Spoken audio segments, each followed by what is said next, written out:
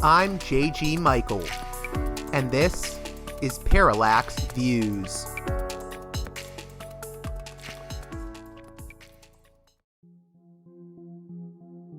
This edition of Parallax Views is brought to you by the $10 and above tier supporters of Parallax Views on Patreon.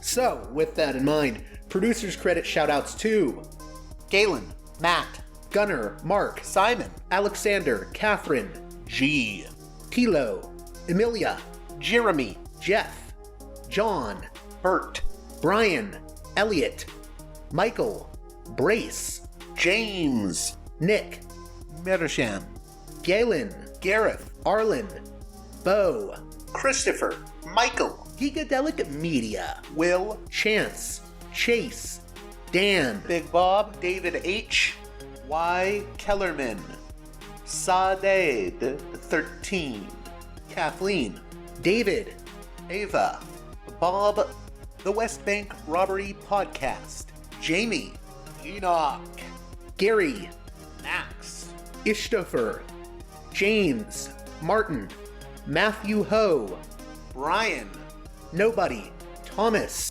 and Dano. And now on to the show. Hey there, Parallax Views listeners. As always, before we begin this edition of the program, I want to remind you that it is you, the listener, that helps to keep this show going. I don't have any sponsors or advertisers at this time. This show is entirely listener funded, and you can support me on Patreon at patreon.com/parallaxviews. Your support is going to be needed now more than ever, as the world is in a really crazy place right now. And I suspect I'm going to be releasing a lot of shows in the coming weeks, months, and even the next few years. So with that in mind, please consider supporting me on Patreon at patreon.com/parallaxviews. With that out of the way, we have a very interesting edition of the show for you today with a great guest in my view. Arno Rosenfeld is a writer for The Forward, one of the most prominent publications in Jewish American life today.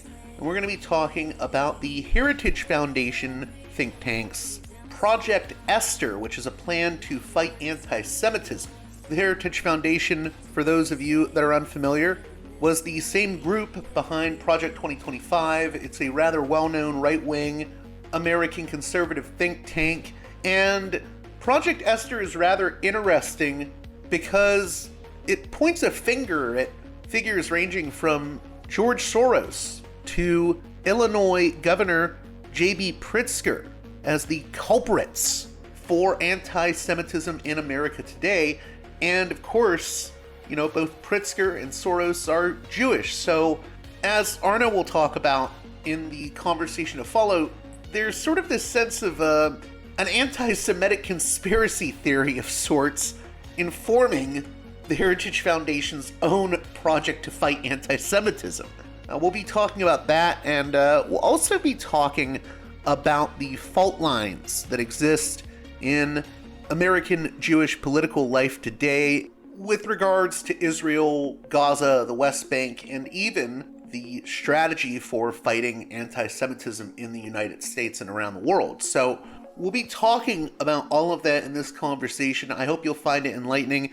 And with that being said, let's get right to it with Arno Rosenfeld.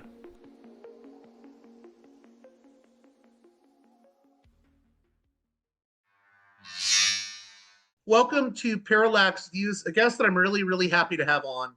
I'm so glad that he agreed to come on my program and speak about his great reporting at The Forward, a great Jewish publication, independent, nonprofit, worth reading. He's an enterprise reporter at The Forward, award-winning investigative journalist that has covered issues related to anti-Semitism, amongst other matters. Arno Rosenfeld, how are you doing? Good. Thanks so much for having me. Excited to be here.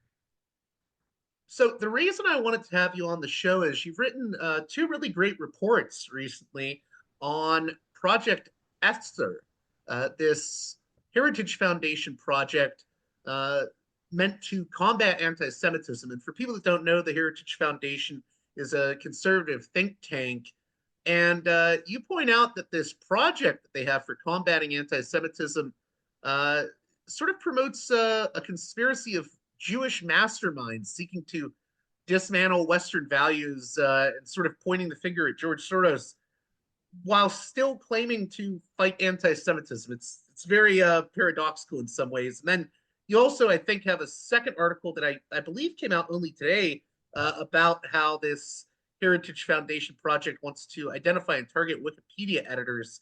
We'll get into that second article a little bit later, but maybe first you can just talk about what this project is and the sort of conspiratorial element of it.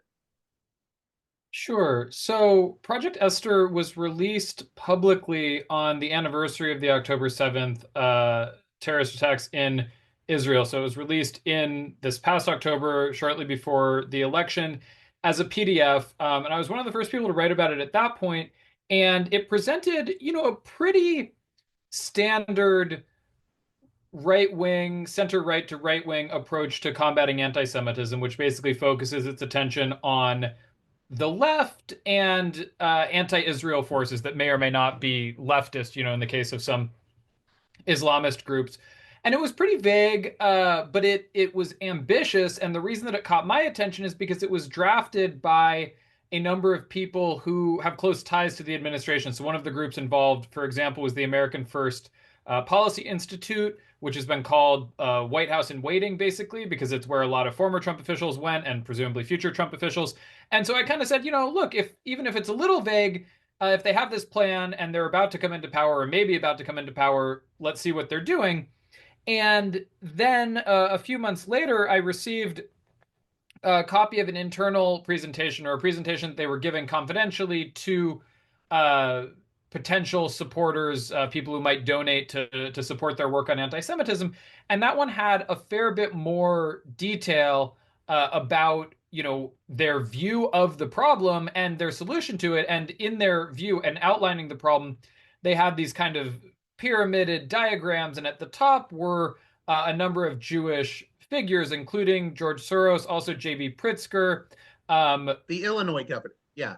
Yeah, the governor of Illinois, who's part of a large, very wealthy, family of billionaires, and his sister, I believe, is on the board of Harvard, and he's not he's relatively progressive governor, but he's hardly a leftist, and he hasn't really been historically the kind of boogeyman for the right that George Soros has been. But it really jumped out to me because, there's a debate over whether and how focusing on George Soros is or isn't anti-Semitic. But putting him literally at the top of a pyramid, so you have a Jewish billionaire at the top of a pyramid, and at the bottom you have basically masked. They used photos or a photo of a riot in Paris from several years ago, but of masked men who looked like they were perhaps from the Middle East wearing scarves over their face and blowing things up in the street. I was going to say, I was looking, not to interrupt you, but I was looking at the presentation slides from this Project Esther. And I mean, it really reads like, conspiracy stuff, just right down to, I know they have like a whole, they describe a whole ecosystem, the masterminds, George Soros. And then I was seeing the followers, and they have like a picture of the alien conspiracy movie, The Faculty, to describe the faculty of universities as being the followers who brainwash the children. It's very much like it's very rooted in that sort of conspiratorial sort of worldview, right down to using a conspiracy movie to try to make this point. Right, and that's not so unusual. I mean, there's no shortage of conspiracy theories across the political spectrum in American politics broadly today, and certainly when it comes to anti-Semitism, I hear often from readers who are convinced, that Iran is behind the protests that we've seen on college campuses, or Qatar, or and not that there's not necessarily any truth to any of those. There are some connections that we can talk about, but the conspiratorial thing isn't as striking to me as how sort of ham-fisted it seemed, and I think it speaks to the fact that you really didn't have, according to some other reporting that's come out and what I've been able to observe, Jews involved in creating this document. And I'm not saying that there are no American Jews who could come up with a document like this. But I would say that even right-wing Jews who might be aligned with the substance of what Heritage is trying to do would realize that putting George Soros and Pritzker at the top of a document like that is a little bit too on the nose. Like, it's not something that they would do. And so I think it speaks to the disconnect between what Heritage is doing or trying to do and what even conservative Jewish groups are trying to do. And I think it poses interesting questions about who will sort of win out in the incoming Trump administration. Will the Trump administration empower, non-Jewish conservative actors to take the lead in this fight? Or will that be tempered by bringing in, Jewish allies of the Trump administration who may take a slightly different approach? So that's one thing that I'm keeping an eye on. Okay, so maybe if you get into, and I think you get into this in the article, if I recall correctly, but who are the people behind this sort of blueprint that Heritage Foundation has for fighting anti-Semitism? It sounds like it's not so much Jewish groups as it is like evangelical Christian sort of figures. Yeah, so it's a little bit jumbled, and Heritage hasn't been particularly forthcoming with information to the press.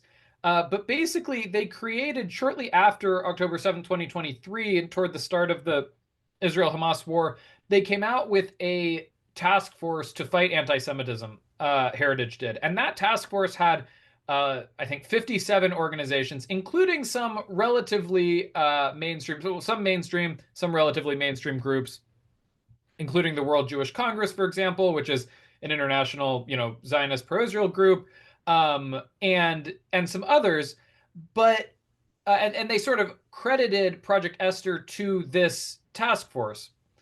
But then many of those groups said that they weren't actually involved or had nothing to do with creating Project Esther. And then there was this smaller list that I guess Heritage came out with or disclosed of 12 groups that were actively working on Project Esther. And 6 of those groups were evangelical Christian organizations. And I believe there was only one sort of representative Jewish group, meaning tried to represent a constituency of Jews. And that was a very conservative group of Orthodox rabbis. And so, there were more evangelical Christian groups involved in crafting it than Jewish groups. And the report was relatively critical of Jewish groups, actually saying that they had basically been complacent and asleep to the threat posed by what they called the Hamas Support Network, which is a combination of, some left-wing groups, some foundations like Tides that funds a lot of progressive causes, some anti-Zionist organizations. And so, that was kind of curious to me. And I think it suggests the way that anti-Semitism has jumped beyond being a Jewish communal concern, which of course Jews generally support. We want other people to be concerned about anti-Semitism, but it's been taken up by people who don't necessarily have the same perspective or understanding of the issues as Jews do. And it's a little bit of a funky inversion that we've seen. So yeah, that was a notable element. As a reporter, have you noticed any, because I know you're not doing op-eds with this, you're just doing pure reporting on it. Has there been any Jewish groups or figures in Jewish political life that have become or have been critical of this Project Esther Heritage Foundation plan? Is there any pushback that we're seeing? Yeah, so it was interesting. I came out with my first story about this in October on, I believe it was the same day as Jewish Insider, which beat me by a few hours.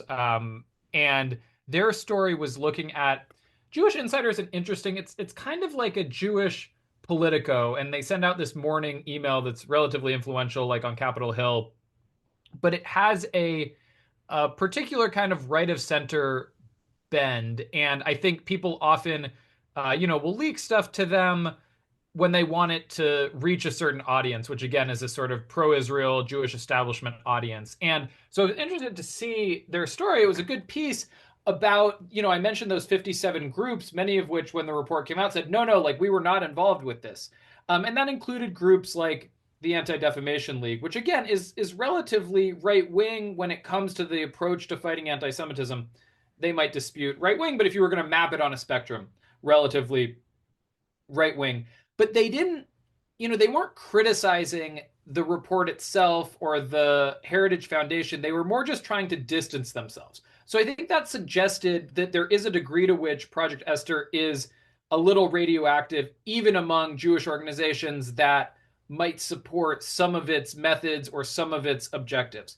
So there's that bucket. It certainly hasn't been embraced by the Jewish mainstream, even the Jewish mainstream that leans a little bit to the right. In terms of pushback, it has started to break through. The irony, similar to Project 2025, is, you hadn't named Project 2025, it would have just been, a bunch of white papers.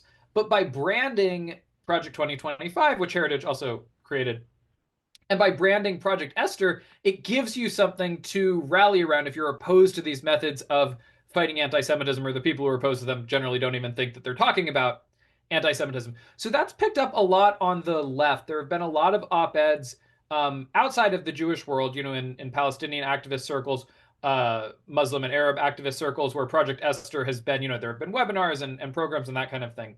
Within the Jewish community, we've also seen a bit of that. I just got an email from If Not Now, which is a left-wing anti-Israeli occupation Jewish group, that they're doing a webinar on Project Esther and the threats to Palestinian activism, pro-Palestinian activism in the U.S. So it has started to penetrate there, and I know the Forward ran a couple op-eds by different activists talking about different activists and maybe a pundit about the threats that they believe that this poses to civil liberties, or why they think it's an ineffective approach. So it has broken through a bit in the world of sort of progressive activism and in the Jewish world. I haven't seen it, it certainly hasn't gotten the traction that Project 2025 has. I haven't seen much mainstream press coverage of it. I think that if some of this starts to come to fruition in the next few months as Trump takes office, we may see more of that. But yeah, that's where I'm seeing it pop up right now. At the beginning of your first article on Project Esther, you noticed that it focused exclusively on left-wing critics of Israel, ignoring the anti-Semitism problems from white supremacists and other far-right groups. How important is it to note that? Because you bring that up in the article and talk about that quite a bit. So why is that very significant? One of the funny things is, so the very common approach, the Jewish establishment approach that you'll see from pretty much any major mainstream Jewish organization, is this idea of anti-Semitism on the far left and the far right. And, David Harris, who was the longtime director of the American Jewish Committee, would talk about this need for a swivel-headed approach to anti-Semitism. Sometimes you see a third threat, this sort of idea of the threat of radical Islam. Elon Carr, who was Trump's anti-Semitism envoy, talked about that a lot. That's more relevant in the European sphere. So in the US, you see this idea of we need to focus on the far left and the far right. Jonathan Greenblatt, head of the ADL, has talked about how the far left is the photo inverse, he calls it, of the far right. And he's even claimed sort of that the far left, that organizations like Jewish Voice for Peace are somehow empowering far right white supremacists to attack Jews, that you're kind of creating a climate in which Jews are vulnerable from all over. And that's viewed as a sort of fallacy by a lot of folks on the center and left, who say that if you look at synagogue shootings, bomb threats, other sorts of violence against Jews as Jews, that tends to come, if not exclusively from the far right, predominantly from the far right. And they also point out that there's not, when you see anti-Semitism crop up on the left, I think people on the left view it as a problematic, at least people who are not anti-Semitic, view it as a problematic excess of a legitimate grievance. So, for example, you're mad at Israel, you start talking about how bad Zionists are, and then you claim, and they also control all the banks in the United States. And it's like, okay, well, now you've gone into anti-Semitism, but you started with a legitimate concern about, say, Palestinian human rights. If you go to the far right, people generally aren't starting with anything that I think anyone would consider a particularly legitimate grievance, and they're talking about how they want to, gas the Jews. And if you point out to them, hey, that's anti-Semitic, they say, like, yeah, I know, because I'm an anti-Semite who doesn't like Jews. And so I think people already balk at this idea that we can compare or equate the far left and the far right. Obviously, there are other people who disagree and think it's legitimate. But in any case, it's a helpful construct, even if you want to focus primarily on the far left, or you're a person who thinks that the main threat today is coming from the far left, that it's more serious than the far right for a variety of reasons. You have to acknowledge that the far right exists, or people won't take you seriously, and Jews won't take you seriously. So I think the fact that the Heritage Foundation left the far right completely out of its report was, again, a suggestion that they are not actually in touch with how to talk about anti-Semitism to a Jewish or mainstream audience. And that was some of the pushback that we saw from people who supported many of their methods and objectives. They said, basically, guys, you have to put the far right in there or this is never going to fly. So I think it was notable for that reason, just because, again, it suggested a certain tone deafness. It was also notable because, the Trump administration could take an approach of saying that they were going to go after the far left and the far right. Even if they devote more attention to the far left, the FBI has done work on domestic, far right domestic extremism. And they could have, said, we're going to continue that. Of course, we still need to keep neo-Nazism in check. But here's why we think we really need to nip this, Hamas Support Network in the bud, and we're going to put more resources there. But instead, they're basically saying, we don't need to do anything about white supremacists or the far right. We only need to focus on the far left. And the explanation that the guy who created the report for Heritage gave was a little curious. He said, of course, white supremacists are bad, but they're not my problem because a white supremacist isn't a true conservative, so I don't need to worry about them. The obvious logical inconsistency there is the whole report is about focusing on people who he says support Hamas, and they aren't conservatives either. So the report is about going after people who are not part of the conservative community. So it doesn't make sense to say, well, I wasn't going to go after white supremacists because they're not conservative. So anyway, the whole thing, it was an odd rollout, and I think also as a policy matter is, important. Just two more things on this first article, and I want to get to the Wikipedia bit. But how important is the element of the targeting of J.B. Pritzker in this? Because I think it's in a lot of ways it's very strange that he's being targeted in this, because I believe Pritzker chided the Chicago City Council for calling for a ceasefire in Gaza earlier in the year. So I mean, it just seems odd that he's being targeted as some like anti-Israel mastermind or something. Yeah, it's quite odd. And his sister, when the House Republicans released their report on anti-Semitism on college campuses, his sister, Penny Pritzker, I'm pretty positive that it's his sister. Anyway, family member who was on the board at Harvard was, in emails chiding, the administrators of Harvard and saying basically, how can you say that from the river to the sea, Palestine will be free is not an anti-Semitic slogan, comparing them to the KKK. This is in some reporting, so the precise language might be off. But, he's basically a traditional pro-Israel Democrat. Now, he's a little bit less rah-rah than someone like Josh Shapiro, the governor of Pennsylvania. He hasn't made Israel a big part of his governorship, but he's a very mainstream figure in that respect. And I think that, again, this speaks to a certain mindset that Heritage has, which is that it's part of the, it's movement conservative activists and I don't know what you call think tank people, scholars, I suppose, who are putting this together. And so for them, it's kind of second nature to, of course we're going to, hit at Soros. Of course we're going to hit at, popular Democratic politicians because they're on the other side of the political fight that we're engaged in. But I think that it means that if you're lots of people who have a fairly right-wing approach to anti-Semitism are Democratic donors and voters, and they're the folks who help run organizations and support organizations like Democratic Majority for Israel. AIPAC has plenty of Democratic donors, and so to go after sort of a mainstream Democratic politician in such a blatant way, I think is probably a strategic error on their part, and just speaks to the fact that they view this as enmeshed in the larger conservative political project that they are trying to advance, which I think we see all throughout the document, is that it's less focused on here are bad things that are happening to Jews and how we're going to protect and help Jews, and it's more focused on here's why we believe that our political opponents are sort of anti-Semitic terrorist supporters, and here's how we're going to go after them, which is different than what we've seen previously in terms of these sort of plans or frameworks. I know you're not saying this, but I think an accusation that some will make is that it's cynically that Heritage is cynically using anti-Semitism uh, as a way to further its political cause.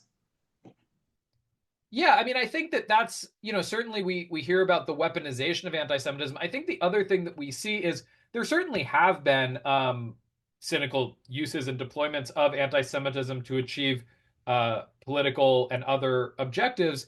And so then you see a backlash generally from the left talking about the weaponization of anti-Semitism that often slips into basically anti-Semitism is not real, or anything you hear about, anti-Semitism might be real, but when you hear that in the news, that's not real anti-Semitism, that's fake. And even this idea that being accused of anti-Semitism is a point of pride because it means that you're doing important activism.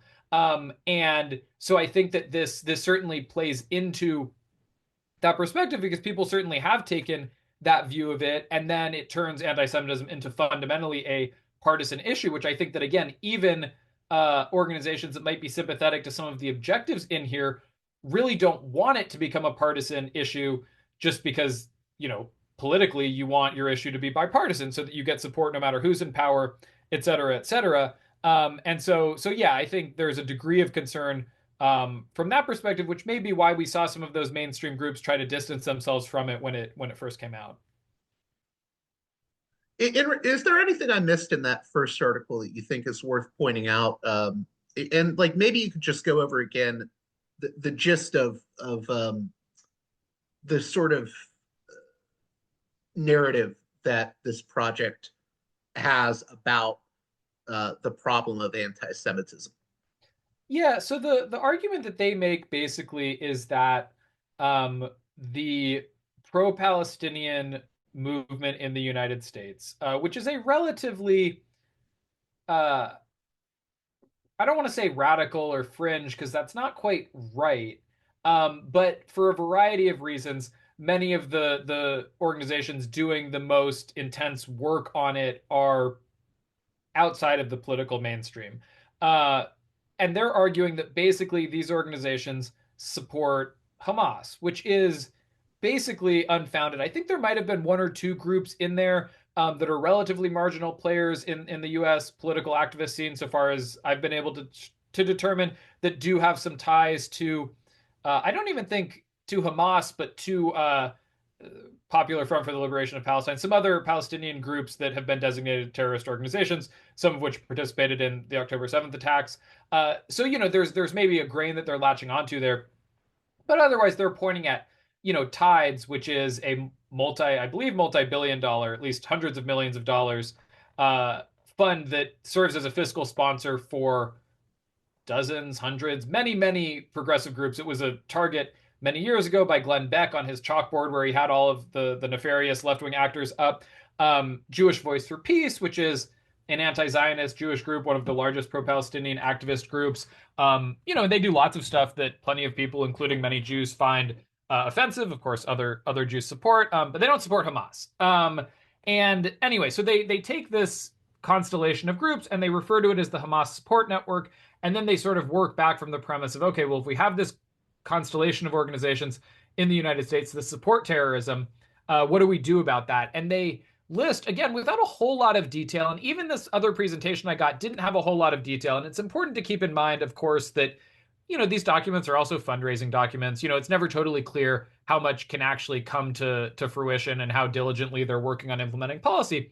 But they want to use the RICO laws, right, that were used to bring down the mafia to go after these groups. They want to deport people who were involved in this activism, which we've seen elsewhere, talking about kicking out international students on college campuses who participate in protests. Maybe you didn't break any laws. If you're an American citizen, you can go to a protest and you can wave a Hamas flag.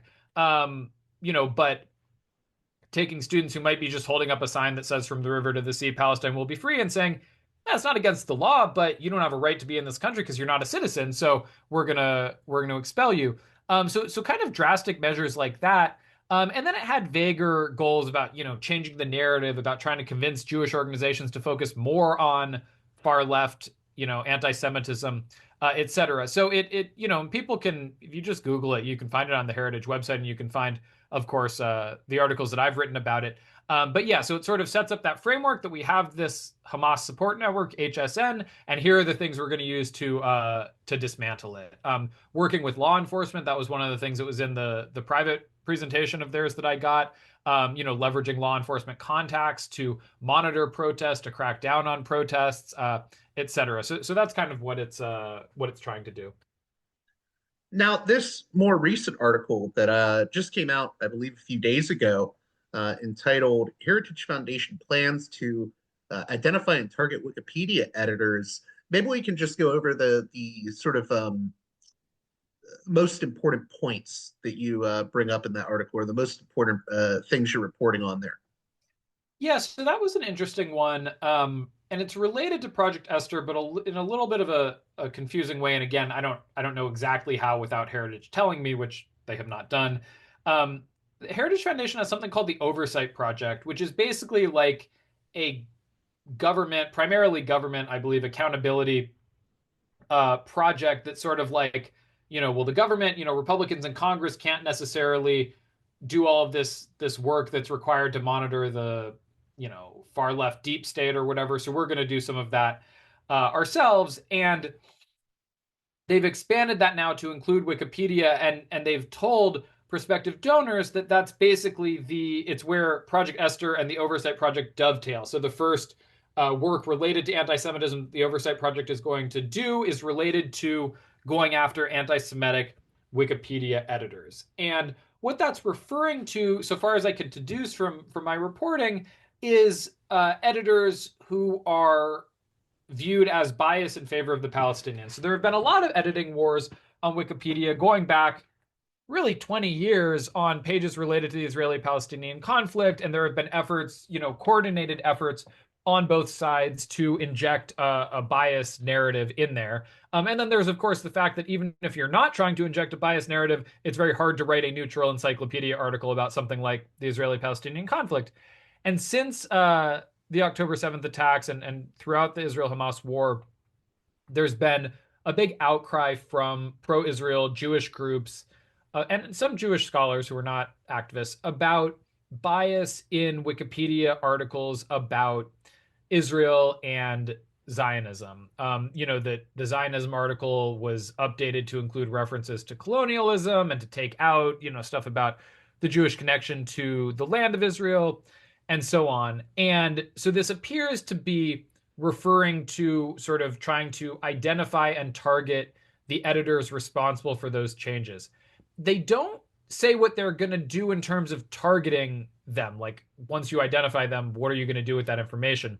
But they have a lot of information about how they want to identify them or the tactics that they might use, which includes some basic stuff, which is just like, some people use close approximations of their name. Not everyone is super anonymous when they're editing Wikipedia. But that goes all the way up to inserting basically malicious tracking links. So you put a link into an article or a talk page on the back end of Wikipedia that you think an editor who you want to identify is using. They click on that link. It might look to them like it's taken them to the website that it was supposed to, but in the middle, you've inserted for a fraction of a second a tracking link that is going to log their IP address, try to use cookies and other things that can track them around the internet. They also said that they were going to be using facial recognition software and other, which would, of course, require having photos of the editors, which I don't think are terribly, you'd have to get. So again, it was a little bit hard to tell how much they would actually be able to do. I talked to some Wikipedia editors who said they were sort of relieved that the targeting methods didn't seem more sophisticated, or the identification methods didn't seem more sophisticated. That's basically what they're trying to do with Wikipedia. What other concerns some folks have about this? Because I know you mentioned Molly White has concerns about the Heritage Foundation's plans with regards to targeting editors. Could you speak more to what the concerns are that you're hearing about? Yeah, I think the concern is that this is part of a larger effort to delegitimize and kind of break, you could say, Wikipedia. So you have Elon Musk calling it Wokepedia and saying that people should stop funding it. You have Haya Raichek, who runs Libs of TikTok, social media accounts, talking about they're spending all their money on DEI, nobody donate to them. And Heritage seems to be latching on to specifically the allegations around anti-Semitism, which it's important to note that, some of the Jewish organizations that have complained about bias against Wikipedia have said that, like, they aren't opposed to Wikipedia, that they think that there's a blind spot, or maybe they think there are a few bad actors, but overall they just want to improve the platform and improve these articles. But then you have a movement that really seems to want to get rid of Wikipedia. I mean, they have a large budget, or the Wikimedia Foundation that runs them has a large budget. They do rely on fundraising to some extent. So if you're able to defund them, or in the case of what Heritage is trying to do, if you're able to impose a sort of social cost, there's already a lot of databases of pro-Palestinian activists that accuse them of being anti-Semites, things like Canary Mission and stopantisemitism.org. And so, if you have to look over your shoulder as a Wikipedia editor, and especially as a Wikipedia editor who's perhaps editing some of these controversial articles or articles about controversial topics, you may just decide it's not worth it. And it's not clear, the document that I got from Heritage about the Wikipedia project doesn't specifically focus on anti-Semitism. So that's maybe where they're starting, but it's conceivable, right, that they're going to decide to expand that to articles about, Donald Trump, or about abortion, or about other things that they think are maybe biased in favor of liberals on the site. And I talked to some editors who said that, Molly White's an editor. I talked to another editor for the story who said that not everyone editing Wikipedia is anonymous, and generally you shouldn't count on perfect anonymity as it is. Wikipedia administrators can generally see the IP address that you're using to begin with. So it's certainly not a prerequisite to use it anonymously, but many people have, and for the couple decades that it's been around and that it's been this, tremendous online resource, anonymity has been an important option for editors. So I think the concern is that, we might start seeing concerted efforts from Heritage, or perhaps from others, that might have a chilling effect on the current Wikipedia ecosystem. It sounds like the big concern when it comes to, I guess we'll say, the differing approaches. So I think that American Jewish organizations that are trying to fight anti-Semitism, just because obviously anti-Semitism is a problem that Jewish Americans face, they may have different goals than, say, the Heritage Foundation. There's like a cross-purposes thing going on, where the Heritage Foundation's goals with wanting to address anti-Semitism may be more, I guess, partisan. I hope you see what I'm getting at, but it seems like there could be some cross-purposes at work between why the Heritage Foundation wants to address this and why maybe a group like the ADL wants to address anti-Semitism. I hope that makes sense. Yeah, I mean, I don't know. It's hard to say, right, why the Heritage Foundation wants to address anti-Semitism beyond what they have said, or what AFPI, the American First Policy Institute, has said. And they have a document that I linked to in one of my stories called "Woke Anti-Semites Won't Stop with Jewish Students," which is this idea. They reference this slogan that I think is kind of a misunderstood slogan. This idea of first Saturday, then Sunday, which is this thing, right? That first they're going to go after the Jews, and then they're going to go after the Christians. And the who in this case are Islamists, and it's traced back to that it was sort of a slogan in the Middle East in the 1930s. The provenance of that is a little convoluted, but the idea is that beyond, I mean, maybe they're cynical. I think any political think tank is obviously going to have some political goals when they release documents. But to the extent that they genuinely view this as a problem, why is this a priority for them? Well, it's not just or primarily about protecting Jews. It's about protecting, evangelical Christians. And the idea is that, the pro-Hamas forces in this country are going to come for Jews first, and then they are going to come for Christians. So if you want to protect evangelical Christians, you need to protect Jews, at least from the forces that would come after evangelical Christians next. So maybe you don't need to go after some of the far right, because the far right isn't interested in going after evangelical Christians ever. They would be content just to go after the Jews. But the pro-Hamas network, as they call it, doesn't like Jews or Christians, so it's a common enemy. I don't know that that's the same reason that the groups like the ADL want to fight anti-Semitism. I think it is popular in the Jewish community to talk about the way that anti-Semitism is a threat to more than Jews. Typically, the minorities that they talk about it also threatening are not evangelical Christians, who, depending on how you count it, I don't know, qualify as a minority.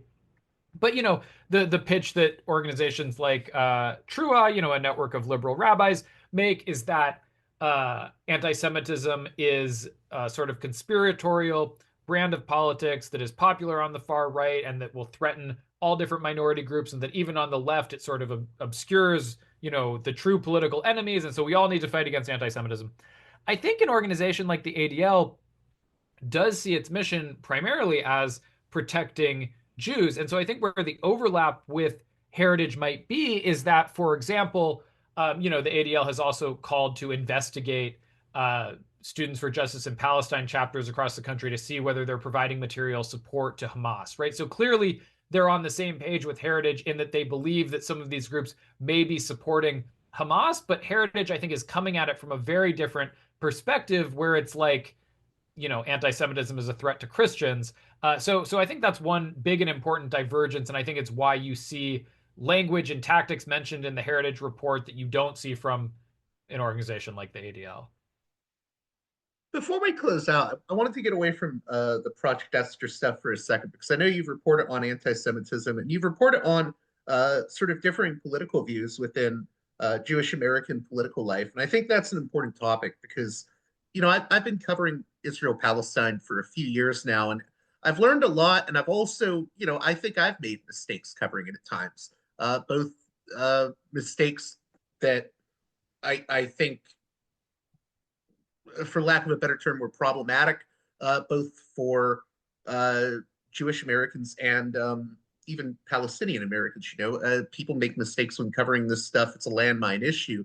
And I think one of the biggest mistakes that a lot of people make when covering this contentious issue of the Israel-Palestine conflict is there's this assumption that a lot of people make that Jewish Americans are a monolith on Israel. And I don't think that's true. And I also think that people assume that,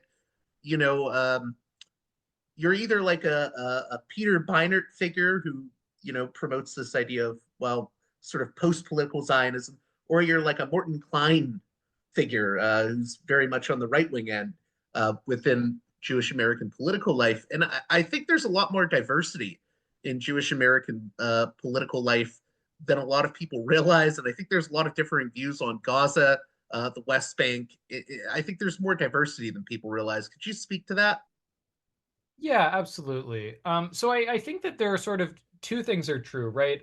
American Jewish identity exists distinct from Israel, and across the political spectrum, you will see people point that out. So, they'll say, you can't just go spray paint Free Palestine on a synagogue because just because you're a Jew in America doesn't mean you have to answer for the Israeli government. It doesn't mean that you hold a certain set of views about the Israeli government. That's totally true. And then you also see increasingly since October 7th, some Jewish groups saying, some pro-Israel Jewish groups saying, but attachment to Israel is an integral part of Jewish identity. And therefore, if you attack Israel in certain ways, you are implicitly attacking Jews, which is a contradiction, right? Both of those things can't be true. Either, Jews are inherently connected to Israel or they're not inherently connected to Israel. So that's one. But then I think you also see a funky thing where a lot of people, I think, have gotten better about recognizing that, oh, okay, not all Jews support Israel. And not only do not all Jews support Israel, but some are in complete alignment with, the movement for Palestinian liberation. If you look at an organization like Jewish Voice for Peace, that would fall very close to being in that camp. Now, the problem with that is that it leaves a lot of people in the middle, because if you're not Jewish, you're on the left and you say, oh, okay, well, like, I see Jewish Voice for Peace. I have Jewish friends who are anti-Zionist, which means clearly Jews can be anti-Zionist. So therefore, if you're a Jew and you're not anti-Zionist, then, F you, you're my enemy, you're scum, you're a racist, etc.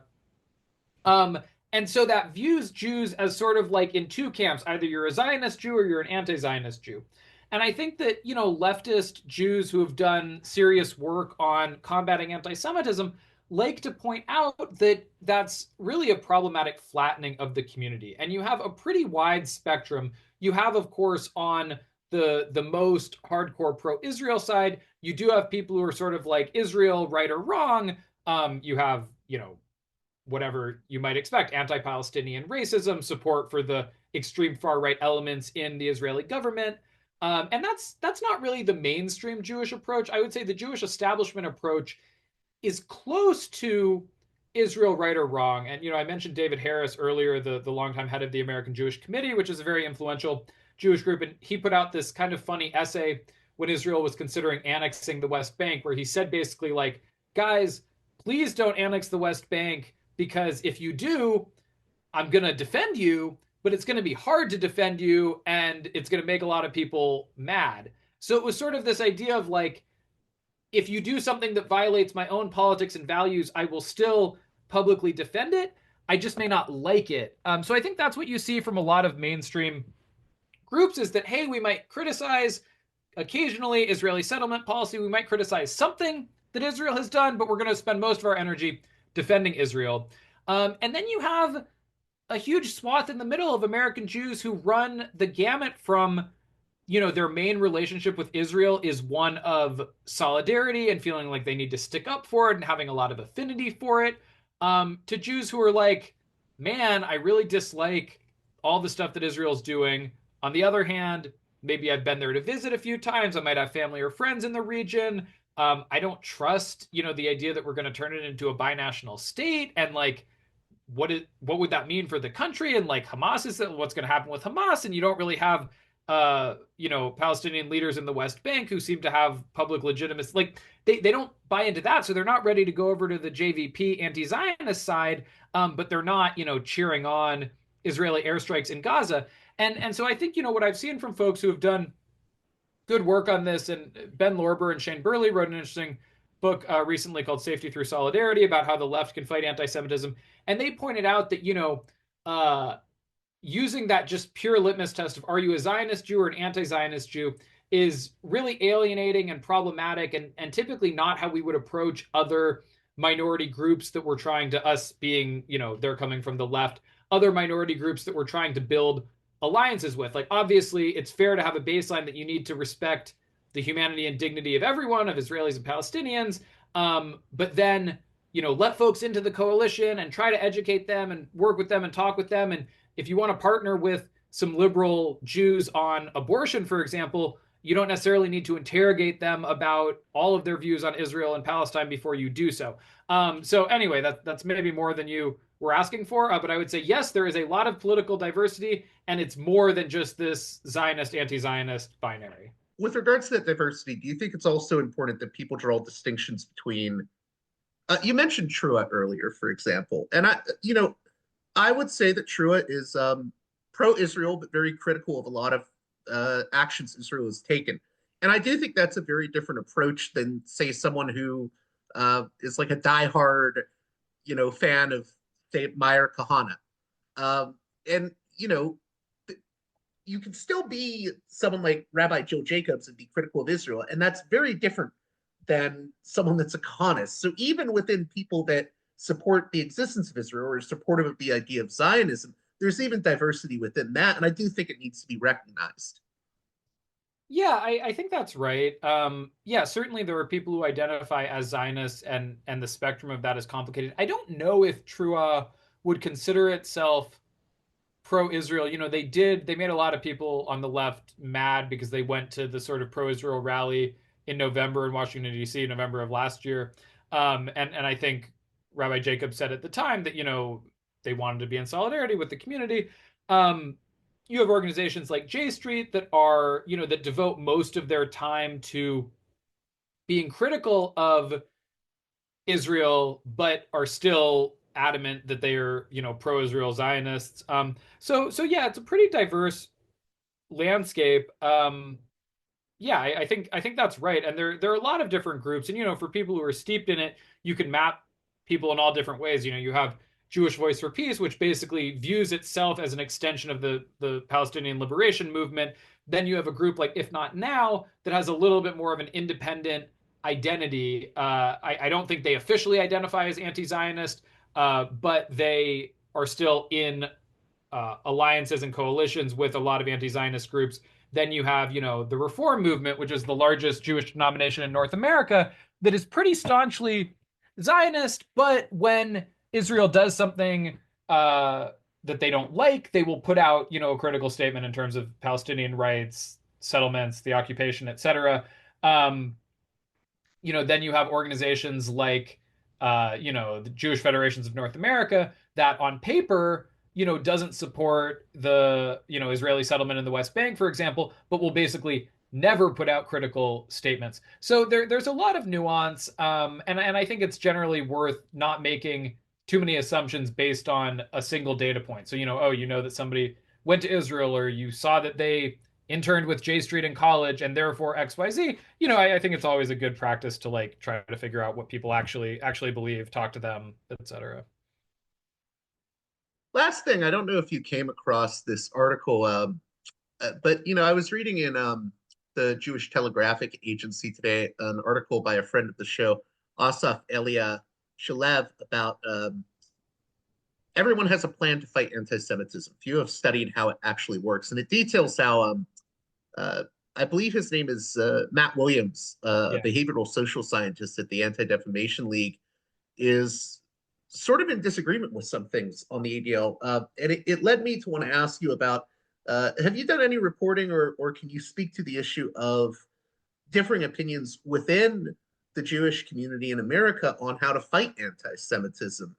Because I don't even think there's necessarily, like with Israel Palestine, I don't think there's a monolithic view on how to fight anti Semitism within the American Jewish community. Can you speak to that?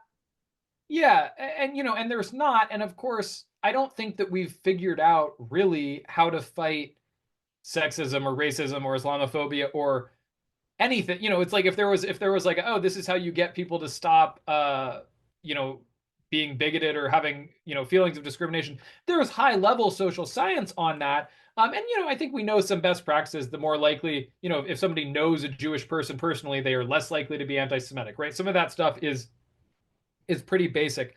I think the real fault line is around this concept of new anti-Semitism. And new anti-Semitism, concept that's been around since the 70s, maybe even a little bit earlier, saw a big resurgence in the early aughts and is now resurging all the time, although the terminology has changed a bit. It's this idea that basically anti-Semitism is a virus. And a virus is something that it's very hard to kill, and it can kind of live below the surface and crop up unexpectedly at any time. And it came about conceptually as a reaction to what we saw in the 50s and 60s in the United States, which was a big downturn in anti-Semitism. You saw the end of restrictive housing covenants, of employment notices that said, Gentiles only, Jews need not apply, that sort of thing. And so it looked like anti-Semitism was dissipating. And around the same time, following the 1967 war in Israel, and then really following the 1973 war, we saw a surge in activism targeting Israel, leftist activism targeting Israel in the United States. And what some leaders in the community said was basically, this is just a repurposed form of anti-Semitism. So the anti-Semitism that you think went away when now you can live in, a suburb with Christians and you can marry non-Jews, etc., that anti-Semitism just got shifted. Sure, they're not telling you can't live in their neighborhood anymore, but they're telling you that Israel is an apartheid state like South Africa. And so if you believe that is what anti-Semitism is, and that anti-Zionism is anti-Semitic, and even things that fall short of anti-Zionism, just criticizing Israel, if you're not also criticizing, the Sudan, for example, that's anti-Semitism. That's one approach. A bunch of things flow from that, but that's an approach that many Jewish organizations have taken, and it's an approach that's especially popular among donors to Jewish organizations who tend to be much more conservative than the average American Jewish individual. And it leads you to a bunch of other things. So we've seen this whole concept that diversity, equity, and inclusion is anti-Semitic, sometimes for blatant reasons. Sometimes you have, DEI instructors saying, oh, Jews can't be discriminated against because they're white.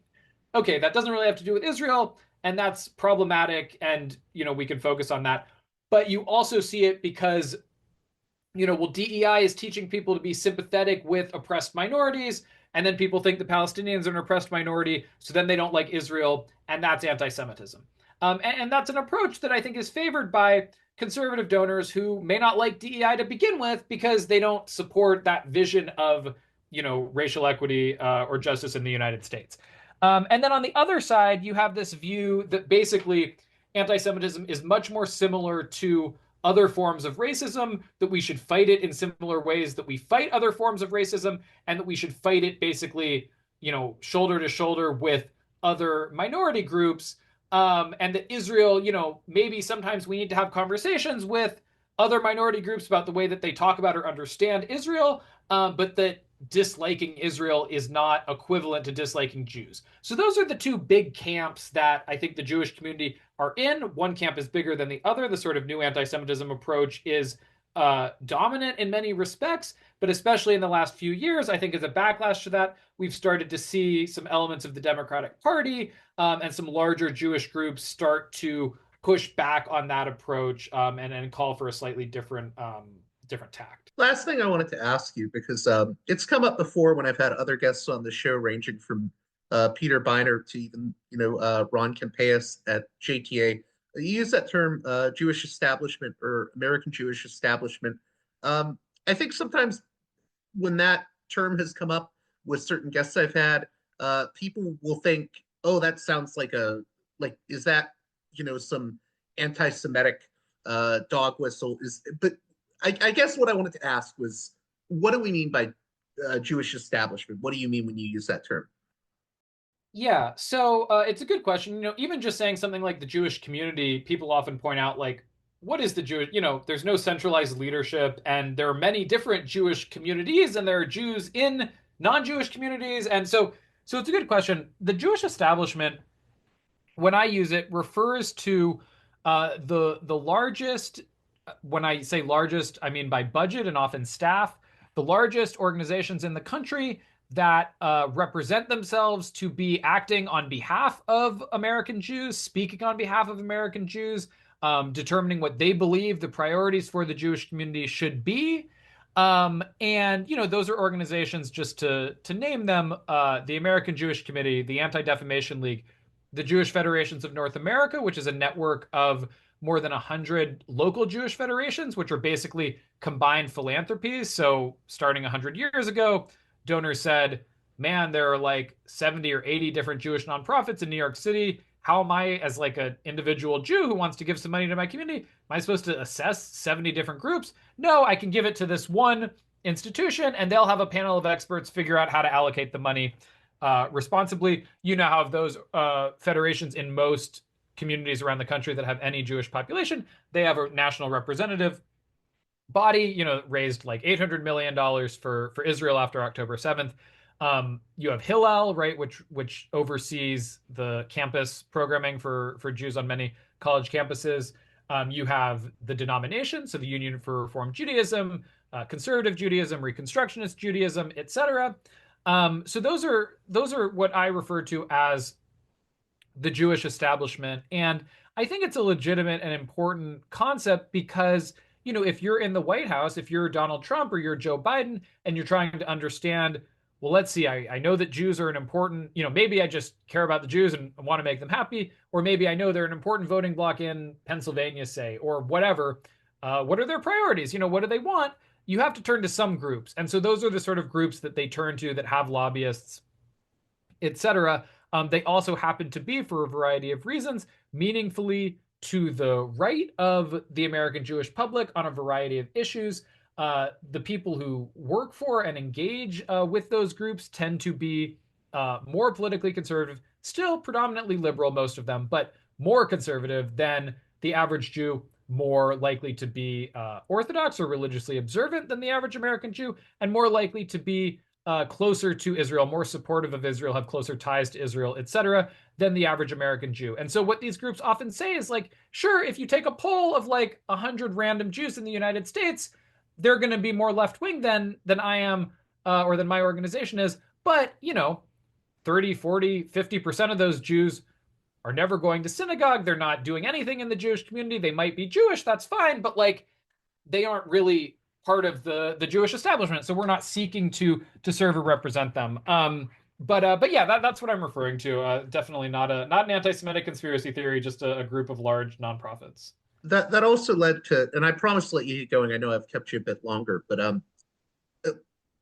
how what's the significance of the rise of groups like, say, a J Street? Because I know they're very involved in DC. I've talked to people from J Street. So what's the significance of these newer institutions that are arising? Are they sort of counter institutions to the older institutions? And do you think they're going to have a significant role going forward? Yeah, so you've seen the rise of J Street. There's also a group called Bend the Arc that they're starting to work a little bit on Israel, but they do mostly domestic policy. And I think a group like J Street, and there's a new one that is called the Nexus Leadership Project that works more on anti-Semitism. I've interviewed some of the people there, like Dov Waxman. Yeah. Yeah. No, I've spoken a lot with Dov. He's a really interesting scholar. And they exist, I think, in part to basically give cover to the Democratic Party, because you can give, a Democratic member of Congress or any member of Congress a poll that says, oh, look, 70% of American Jews are opposed to Israeli settlements in the West Bank. And they'll say, okay, that's great. But when I receive letters from people who say, hey, I'm an American Jew, I'm your constituent, here's what I want, it tends to skew, staunchly in support of Israel. And so I think groups like J Street exist to say, look, we have all of these rabbis, we have all of these mainstream, normal American Jewish Democratic voters, not radical leftists who want you to take a harsher line on Israel. And same with the Nexus Project in terms of, when an anti-Semitism definition comes up for a vote in Congress, it's trying to bring a little bit more diversity. You have a group like Bend the Arc that I think their goal is, because the American Jewish Committee, for example, on paper, they are in favor of gun control, they're in favor of abortion rights, they're in favor of immigration rights, etc. But if you look at like on an hourly basis or whatever, what their staff is lobbying on, they're not lobbying on those things, right? They're not going to Capitol Hill and lobbying on abortion. They might send a letter here or there if it's relevant, or join a statement, join a coalition. But they're primarily working on Israel, even though if you poll American Jews, Israel ranks as like the 10th or 11th most important issue, political priority when they're considering a candidate. And so Bend the Arc exists, in part to say like, well, what are the top issues when you ask American Jews about, I think it's like climate change and the economy often, but oh, it's healthcare, oh, it's abortion, oh, it's immigration. Okay, well, we're gonna focus on those things through a Jewish lens. And I do think that has moved the needle a bit, and it certainly made space for members of Congress who, in the past, would have probably been in pretty much lockstep with AIPAC to take a different approach. So I do think that that's breaking through, and you've certainly seen a big backlash. I mean, AIPAC has been very openly feuding with J Street now for several election cycles, and so I think they are making waves. It hasn't shaken, I think maybe it's shaken, but you look at a group like AIPAC, they continue to have tremendous influence in American politics and on party primaries and in the Democratic Party. So yeah, it's influential. I think it's part of the polarization of as well, the polarization of the Jewish community, American polarization more broadly. But yeah, it's moving the needle, I think, in certain ways. Well, I want to thank you again, Arno Rosenfeld, for coming on Parallax Views. In closing here, what do you hope my listeners get out of this conversation we've been having? Is there any like key points you want them to take away that you think are very important? And how can my listeners keep up with your work? Yeah, absolutely. So I think one thing that I just want to emphasize, and I think I mentioned it, but often I think this idea that anti-Semitism is more complicated than it appears has gotten a lot of traction in recent years, and people recognize that. But often what they do with that is, oh, so it's fake. And I think that, when I try to do in my work, and I think I'm in an interesting position being at a Jewish publication, but one that is not, beholden to partisan interests, is to say, like, no, it is a real thing, and it's even a real thing. There is Zionist activism that includes or involves anti-Semitism, and I think it's important to remain aware of that. So I try to get people on both sides of the political spectrum to sort of understand, like, you can't uncritically assume that something is or isn't anti-Semitic just because it's related to Israel. Oh, something's opposed to Israel, therefore it's anti-Semitic. Maybe, but maybe not, and vice versa too. So that's one thing. I think just the nuance here is really important, and I don't know that anyone wins when they just adopt a certain worldview whole cloth. They just say, oh, all anti-Zionism is anti-Semitic, or vice versa. There's no way that anti-Zionism can be anti-Semitic. I just don't think that that's been borne out in either direction by my reporting. So that's maybe the main takeaway that I would want people to leave with. In Are terms there of real quick? Are there any what with your reporting on anti-Semitism? What are some of the things that crop up the most? Like what that people wouldn't necessarily think of first necessarily when they hear about anti-Semitism. I think that you've covered the ways in which anti-Semitism affects American Jews in ways that like a lot of people don't even recognize or realize on a day-to-day basis, whether it's just getting a house or can you talk just briefly, I guess, about the ways in which anti-Semitism impacts people in ways we may not even realize. Yeah, so I would say I think the main thing that I have seen is thankfully not that sort of systemic discrimination that's pretty much vanished and hopefully remains vanquished, remains vanquished. But you know, I think we've seen something that may or may not be. You can sort of get caught up in a debate about whether it is anti-Semitic, but you often lose the forest for the trees there. And what I mean by that is, for example, if you're a club or a political organization and you impose a litmus test, no one's allowed in the club if they're a Zionist.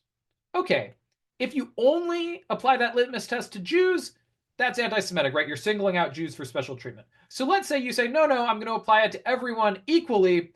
And the result of that is, oh, it turns out a bunch of Jewish folks who were in my club and seem to share all of my politics aren't comfortable signing this piece of paper. So now we don't have them in the club anymore. But I'm not anti-Semitic, so there's nothing wrong with what I did. And I think that if you adopt a brand of politics that leads you to start sort of ostracizing or alienating Jews from your political coalition who appear to share all of your other values, right? So of course there are, Jews who have very right-wing politics, or there are Jews that like are very right-wing on Israel, even though they're liberal on other things. But I'm talking about, the college Democrats at some school, and we've seen cases of this, or the Sexual Assault Prevention Club, etc., where you have people who are like, yeah, I don't like Netanyahu. I thought October 7th was really scary, but I don't support, the war in Gaza really now, but I don't really know what I do support. Like lots of college kids, they don't have perfectly formed politics. But if you suddenly decide you're a Zionist scum, you get out of my club, no one should talk to you at parties because you're a racist, because you haven't, declared that you're an anti-Zionist. I think that is what we're seeing more of in varying degrees. But it's very. It can also end up hardening people's views more to the right in a weird way. It can be very counterproductive. Right. I mean, the irony in it is that we're talking about generally leftist and progressive spaces, which are being shut out of leftist and progressive spaces is much different than being shut out of employment or housing or other things. So it's kind of like you don't see Jews getting shut out of the highest sort of echelons of society as a result of this. You see them getting shut out of activist communities that are trying to help marginalized groups, which can be very painful, but is generally, I would say potentially more harmful to the community shutting them out than to them. Yeah, you may lose, you may alienate them politically and they may change their political values, they may not. But it's a weird, I think often counterproductive thing. And I think people get so hung up on the idea of like, well, technically it's not anti-Semitic because it's not because they're Jewish, it's because of this other thing. it's like, okay, but let's look at the actual impact of that. Now, of course, that's made hard by the fact that you have people, somebody may have put the head of the club up on a website saying, this is our anti-Semite of the week, and they're evil. So then they get into a very defensive mode. So I'm more just talking to people who are going about this in their personal lives. Maybe you had a friend who posted something about how they were really sad about October 7th or how they really don't like Hamas. You don't necessarily need to write them off immediately as, a racist jerk. And if you find yourself writing off people in your social circle as racist jerks and they all turn out to be Jews, maybe some introspection is deserved. So again, that's not exactly like, right, it may or may not be anti-Semitic, but I think we need to look a little bit more at impact than intent. Like, okay, you didn't intend it. That's great. You may not be an anti-Semite, but what is the impact of what you're doing on Jews in your life? That's what I would sort of put out there. And I interrupted you before. I think you were going to say there was something else you wanted people to take out of the conversation, or Oh no, I was just going to say where else people could find my work. no, I'd love for you to tell my listeners that. Yeah, so the Forward is online only now. 125-year-old publication, largest Jewish newspaper in the English-speaking world, basically. We're at forward.com, spelled normally. And then you can follow me. I'm on Twitter and Blue Sky at Arno Rosenfeld, Arno, Rosenfeld. And I think the Blue Sky, it's like at BSKY, whatever it is, but shouldn't be too hard to find. I also have a newsletter on anti-Semitism that you can sign up for at forward.com/notebook. It's called Anti-Semitism Notebook. It's currently on a brief hiatus, but if you put your email in there, we'll be sure to make sure you get the future issue. Should be back in not too long. So yeah. Well, that does it for this edition of Parallax Views. I hope you found my conversation with Arno Rosenfeld enlightening, and as always, if you can, please support me on Patreon at patreon.com/parallaxviews. One more time, that's patreon.com/parallaxviews. And with that being said, until next time, you've been listening to Parallax Views with Parallax Views to Parallax Views with Parallax Views. The way out is not simply to say, don't do it, just to prohibit. It's nothing else. If we don't do it, others will be doing it like crazy. So, we have to confront the problem. But no, basically, I know of the great anxieties, problems, new forms of control, but it's also new forms of freedom. This is why I always emphasize that internet and all this new digital stuff, it's a very ambiguous phenomenon, but it's the field of struggle. New forms of enslavement, but at the same time, new incredible forms of freedom. We have to accept the fight with no nostalgia for old, allegedly more authentic communities or whatever. I'm not afraid. I'm not afraid. I'm not afraid. I'm not afraid.